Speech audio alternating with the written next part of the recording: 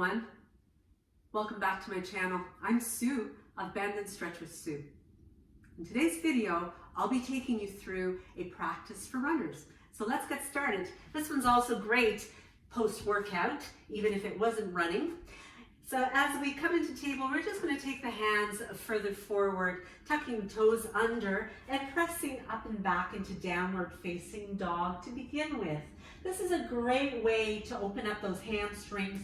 From here you can bend and stretch the opposite leg. So bend one leg, stretch the other, and beginning to kind of pump the legs a little bit. You can add a little bit of swaying to the hips also, which is a really nice way to not only stretch the backs of the legs, but also get into those outer hips. So as we repeat that a few times, we're going to gently start to walk the feet forward and bringing them with that little bit of bending and stretching to bring the feet all the way to meet the hands at the top of the mat. Once you get there, if you need to bend your knees in order to make this more accessible, go ahead and do that. But we can take the hands a little further up to create lots of length through the spine. So you want to reach the head away from the tailbone, breathing in fully, and then breathing out completely to fold and squeeze out the breath. Bring your hands back, inhaling to lengthen, and then exhaling to fold and to deepen. So take a couple more, just like that, breathing in fully and breathing out completely. One more time. Exhale. And this time reverse that stretch as you unhinge from the hips, opening up through the hips as you lean back and look up.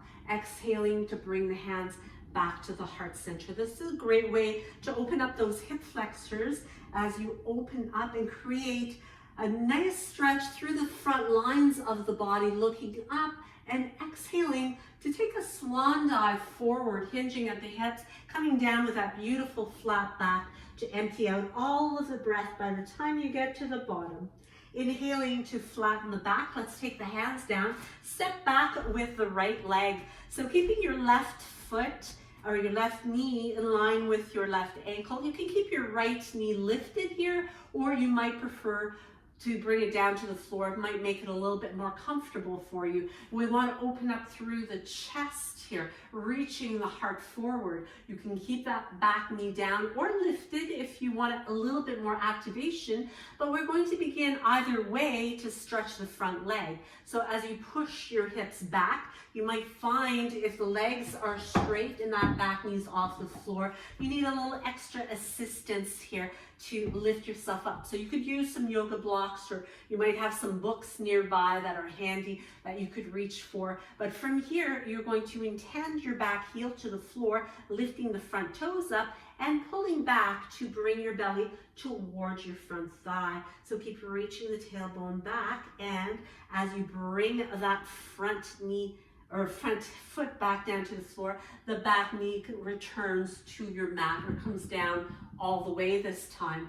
So as we walk your left foot over toward the right edge of the mat, we're simply going to bring that knee down. The shin comes down.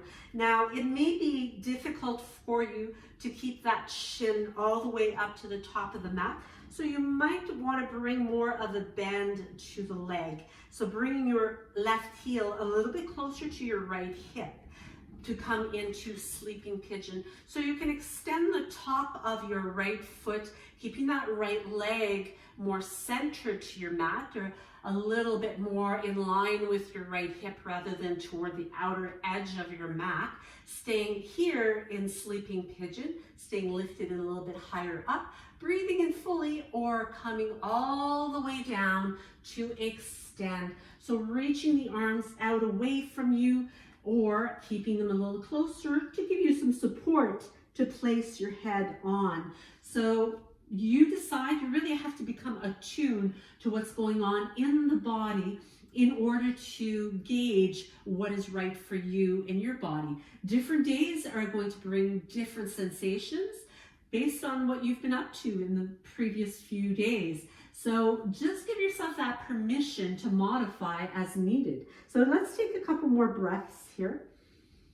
If you begin to feel like there's not enough intensity to the stretch, you might want to bring your shin a little further forward and then reposition yourself. But be careful not to make it too intense. You shouldn't feel pain here.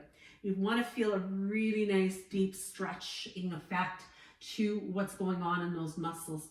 As we begin to lift up, we're going to bring more stretch now into the right thigh. So you can stay up on your left hand, or you may want to ease your way down onto your forearm, taking the right arm and reaching back for the right foot. So you can pull that foot a little bit more. You can turn your body a little bit more toward the right, allowing your right shoulder to kind of slide down and back behind you, giving a good stretch into the thigh as you pull the foot a little closer. If you can't reach, you might want to use a yoga strap or even a belt would do as you wrap that around your foot and pulling on the strap to bring the foot closer. Grabbing a hold of your pant leg can do the same thing also if you're able to reach that. So as we release it, we're going to move into more of a seated position, taking the right foot forward. So as we adjust now to bring the left shin more in line with the top edge of our mat, you can either take that right foot, right ankle, place it in front of your left shin to create kind of a cross-legged position.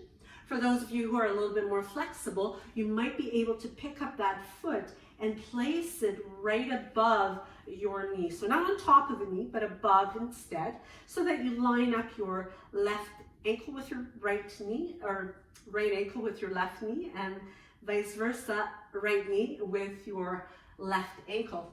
You can remain here nice and tall, or you can take a breath in to stretch up, look up, and exhale, bringing the hands down in front of you, walking them away, allowing yourself to tip your belly toward your thighs, hinging and letting the weight of your body and the pull of gravity start to create a deeper stretch. So getting longer, getting deeper. Use your breathing in to really fuel your stretch, and your breath out allows you to get even deeper. And you can stay here longer if you like. So you can always come back to this and you can kind of remind yourself of the poses and stay in them longer. You could make this more yin-like as well. So as we walk ourselves up, we can carefully uncross the legs, take those legs a little wider than hip width, a little bit of a wiper blading motion. And once again, from cross-legged, we'll roll back onto the hands and knees. And from here, tucking the toes under, coming back to your downward dog, stretching it out, bending and straightening the legs to bring yourself all the way back to the top of the mat. Inhaling with a flattened back, exhaling to fold.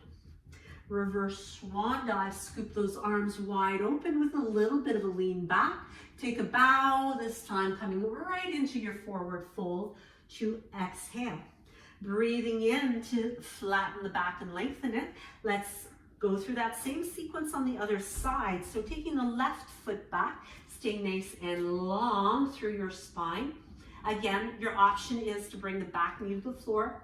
You don't have to do the same thing on both sides because both sides are not perfectly symmetrical. So whichever option you choose, you can start to straighten that front leg. As you straighten it, you may want to lift those front toes off the floor as you make sure your back heel stays off the floor. You're intending the back one to your mat, you're pressing the front one into your mat, and you are bringing your belly a little bit closer to your thigh as you get deeper. Relax your jaw. Keep your breath smooth and really balanced. And as we bring that knee all the way down, foot walks over to the left edge of your mat. And from here, we will bring the shin down. So once again, make sure that you adjust in the manner that feels just right for you. Opening up through the chest, lengthening out, lengthening through the body as you walk the hands away.